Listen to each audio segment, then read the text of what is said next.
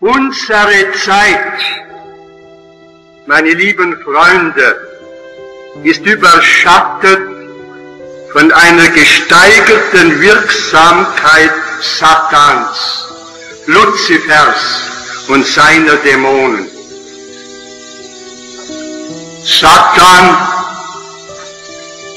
Dämon, Teufel, böser Geist ist immer dasselbe. Über ihnen steht Luzifer, der Fürst der Hölle. Dies zeigt sich am deutlichsten darin, dass man seine Existenz kaum mehr ernst nimmt. In unserer hypermodernen, modernistischen, rationalistischen Zeit. Denken wir nur an das neueste Buch Abschied vom Teufel, herausgekommen in einem katholischen Verlag, dazu noch in Einsiedeln, dem größten Marienwallfahrtsort der Schweiz. Abschied vom Teufel, dagegen wäre nichts einzuwenden, wenn dieser Abschied im Sinne des Taufgelübdes gemeint gewesen wäre. Aber gemeint ist der Abschied vom Glauben an die persönliche Existenz des Teufels als gefallener Engel. Ein bekannter Theologe meinte hierzu mit Recht: Mag sein, dass wir Abschied vom Teufel genommen haben. Leider hat aber der Teufel nicht Abschied genommen von uns. Satan ist überall. Satan ist hinter jedem Menschen her. Es dürfte wohl stimmen. Ich habe Gründe dafür, dass jeder Mensch nicht nur einen Schutzengel hat, sondern auch einen Teufel hat, wie Heilige ausgesagt haben. Wenn heute im Zeitalter der atomaren Technik und so weiter nicht mehr mit der Macht des Teufels gerechnet wird, so spricht das für ein raffiniertes Wirken Satans, der heute mehr denn je im Hintergrund am Werke ist. Ferner versucht man in dieser Zeit höchster satanischer und dämonischer Bedrängnis die bewährten Waffen im Kampf gegen die Hölle aus der Hand zu legen. So wird die Marienverehrung vielfach abgewertet und manchmal wie. Ja, es werden sogar marianische Dogmen angegriffen, geleugnet. Wir haben 4 marianische Dogmen. Das Dogma der unbefleckten Empfängnis, das Dogma der ewigen Jungfräulichkeit Mariens, das Dogma der Gottesmutterschaft Mariens und das Dogma der Aufnahme Mariens in den Himmel, ihre leiblich-seelische Aufnahme. Es werden die Sakramentalien der Kirche weithin unterschätzt, ja zuweilen sogar lächerlich gemacht. Es ist in Zeitungen schon der Antrag gestellt worden, die Segnungen, die Weihungen, die Exorzismen, alle diese heiligen Dinge als nebensächliche Dinge abzuschaffen. Vor allem wird gegen den Exorzismus, das ist die Teufelsbeschwörung, Sturm gelaufen. Wie im finstern Mittelalter, So lautet der Spott unserer Tage. Nicht umsonst. Epoche des Teufels hat ein großer Geist unsere Zeit genannt. Ja, vielleicht ist noch niemals, seitdem der Mensch das Paradies verloren hat, seine Verderbnis so ausgebreitet gewesen, wie gerade heute. Warum? Wir dürfen nicht vergessen, es geht heute um das Ganze. Ich wiederhole, es geht heute um das Ganze. Der Mensch ist wahrhaftig vielfach zum Helfer Satans geworden. Die vollkommene List des Teufels aber besteht darin, dem Menschen einzureden, dass er gar nicht vorhanden ist und dass es darum keine Hölle gibt, keinen ewigen Abgrund, keine ewige Gottesferne. Und doch, meine lieben Freunde, die Existenz Satans ist eine Tatsache unseres heiligen katholischen Glaubens. Sie in Frage zu stellen, können wir nicht genug brandmarken. Die Heilige Schrift und hier vor allem die geheime Offenbarung, das einzige prophetische Buch des Neuen Testamentes, berichtet vom Satan bis ins Einzelne. 6-mal ist in den Evangelien von der Besessenheit die Rede. 25-mal ist in der Heiligen Schrift von der Hölle die Rede.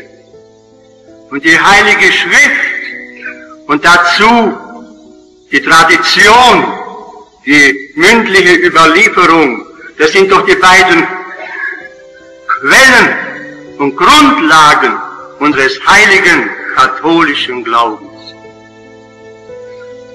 Lucia, das noch lebende Seherkind von Fatima, im Karmel zu Coimbra in Portugal, hatte eine zweite Höllenvision und war dann 2 Monate lang stumm. So berichtete der Bischof von Leiria an einen Religionslehrer in Wien. In der Apokalypse begegnet uns sogar die satanische Dreifaltigkeit. Das Tier, der Lügenprophet und der Drache. Papst Pius XII. Sagte einmal, es ist der größte Sieg des Teufels, der Welt glaubhaft zu machen, er existiere gar nicht. Dann findet er ein weites und für ihn fruchtbares Feld für seine dunklen Machenschaften. Nicht ohne Grund hat Papst Paul VI. Gesagt, die Kirche zerstört sich selbst. Natürlich kann der Felsen Petri nie zerschmettert werden. Die Pforten der Hölle werden sie, die Kirche, nie überwältigen. Alles hat seine Grenzen. Gottes Mühlen mahlen langsam, aber fein. Gott kann warten. Ein Geistesmann unserer Tage meinte, noch nie hat es so viele Teufel auf der Welt gegeben wie heute. Wir können heute ruhig sprechen in gewissem Sinne von einer dämonischen Wissenschaft, einer dämonischen theologischen Wissenschaft. Und das Dämonische ist eingedrungen in die Kunst und überall. Wenn man die Augen offen hält, in unserer rationalistischen Zeit. Gott sucht zwar den Menschen, der Teufel aber findet ihn, wenn der Mensch seinen Herrn und Gott nicht mehr sucht. Nicht mehr sucht im Gotteshaus, nicht mehr sucht im Gebet, nicht mehr sucht im Sakramentenempfang, nicht mehr sucht in der Betätigung seines Glaubens. Wir fragen uns, wie zeigt sich die Macht Satans in unserer Zeit? Vor längerer Zeit war der Erzbischof von Laibach, heute Ljubljana in Jugoslawien, bei uns im Karmel zur Gangweih. Er betonte unter anderem, Modernismus und Rationalismus und ein falscher Humanismus sind die irrigen Geistesrichtungen unserer Zeit. Und darüber, beziehungsweise über den Rationalismus, will ich jetzt sprechen. Meine lieben Freunde, wir fragen uns, was ist der Rationalismus und was will er?